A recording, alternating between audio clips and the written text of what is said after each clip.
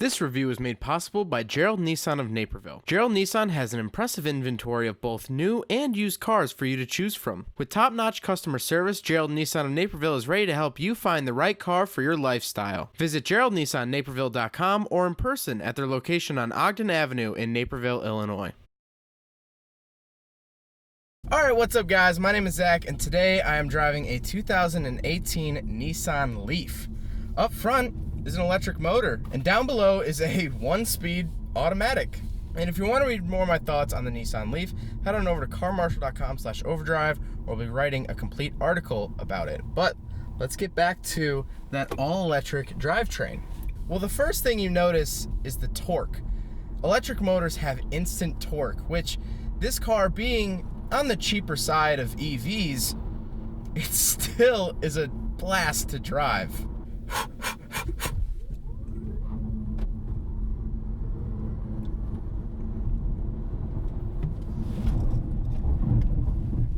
Wow, for an electric car, for a cheap one, that's still impressive. I love closed courses. It's not fast. It's not fast, but man, is that fun. Now, like I said, it's a 1-speed transmission because with electric motors, you don't really need transmissions because you have instant torque and all that stuff. I don't know if it's coming through on the microphone, but this car does make some electric vehicle noises. There is a little bit of whine, a little bit of this and that, and it's actually kind of really cool. It makes me feel like I'm driving a futuristic vehicle. The Tesla that I drove, which I'm going to be referencing a lot because it's the only other EV that I've driven, the Tesla that I drove was so silent that it didn't make really any noises unless you put it into ludicrous mode, and then you heard the tires and a little bit of electrical whine. But this reminds you of the fact that it's all electric. And unlike the Chevy Volt, this actually is fully electric. There is no gas engine, there is no gas tank. It is electric only, which can get you, as the EPA has said, 151 miles, which is actually really impressive for a car that's $37,000. There's actually a backup beep. This car has a backup beep. But let's talk about the interior. In front of me, I have a gauge off to the right. That's my speedometer. But then to the left, I have a screen, which shows a gauge, yes, but it can be configured to a couple different things. Right now, I have it set to my range and how efficiently I'm driving, which I'm just barely into the eco section of the gauge, I guess. After flooring it a couple times, we're down to 97% charge, but that's okay. We'll last it through the review. On the steering wheel, I have my audio controls as well as my cruise control options, which this Leaf has the ProPilot Assist, which we'll be getting into in a little bit. In the center, there is a screen that's for your media, your menu, all of that stuff. Down below, you have your air conditioning. Then there is the start-stop button, which is huge.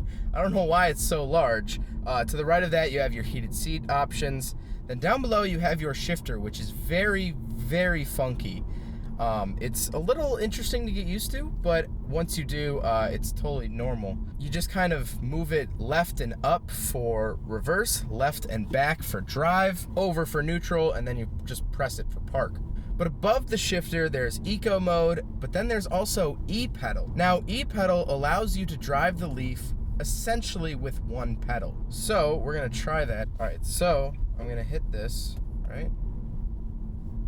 And so now I'm driving with the accelerator pedal. My foot's on it and we're driving along, but once I take my foot off, it starts braking. So much so that it actually does turn on the brake lights.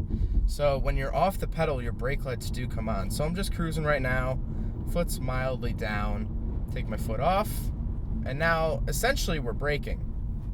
So it's really fun. It's actually kind of feels like a golf cart. Once you take your foot off, it starts braking. And so you can drive this car with a little bit of practice. You can drive it with one pedal.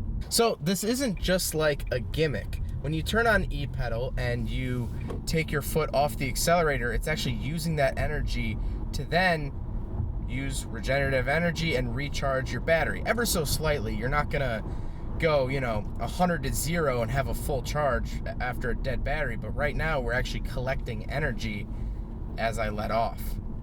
All right, so we are going to figure out if the E pedal will bring you completely to a stop. I'll just use this straightaway here. So right now we're doing 30. Yep, 30. So get past here. I'm going to let off the gas. We are now braking, braking, braking, braking, braking, and we're stopped. Back on the gas. Well, I guess not really gas, throttle, right pedal, and we're right back into it, and we're good to go. So ProPilot Assist is basically advanced cruise control. It's not full autonomy like a Tesla, but what it will do is it'll set a distance and it'll follow a car or whatever's in front of you at that certain distance, whatever you're comfortable with, at whatever speed you're comfortable with. It monitors your position in your lane and it'll warn you if you're going over a line or something. So no, it won't steer for you, but it will kind of let you know if you're swaying or anything, as well as it'll come to a complete stop if the car ahead of you does stop, which is a super nice feature. And paired with that e-pedal, it makes it a really simple driving experience. Now, the way that you charge the Leaf is actually through the nose of the car. There's two charging ports. There's one for a slower charger, which is something you would more commonly have at home. And then there's also a quick charger port that can be found mostly out in public. That's you see, you know, Leafs being charged at Applebee's or whatever. It's that sort of port. This car has more range on the charge than miles on the car. That's why I love reviewing new cars. So what really sticks out in my mind about the 2018 Leaf is just how affordable it really is. This one is a bit spec'd up, has a bit more bells and whistles, and it's $37,000, which I don't know if you guys saw my Tesla Model S review, but I did a Tesla Model S P100D, and that was $148,000.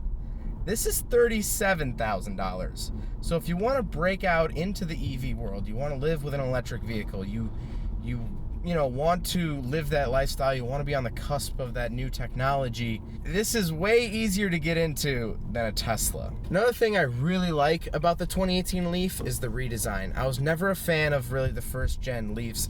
I thought that they looked too weird. And I really hate it when auto manufacturers do that, is they make a car look super weird and funky, and it's almost unattractive because it's too weird. But this, at first glance, it looks like a regular car that you'd see. It's not super weird and bubbly, and it's not super striking either, but it looks good, and that's all it needs to do. It doesn't have to make a statement. Just because it's electric doesn't mean that it has to tell the world it is. It's almost like the old Nissan Leaf was that one frat guy that only wears fraternity t-shirts, and so you have to know every waking second that he's a part of Alpha Beta Chai Latte. Where this one, the 2018 Leaf, yeah, it's in a fraternity, but, you know, it's also a normal human being and can exist outside of those fraternity walls and will have a life after college.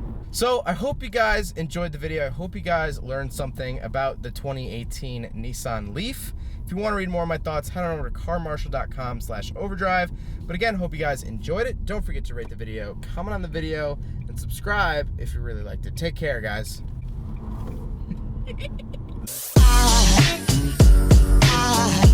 There goes a sight from my soul.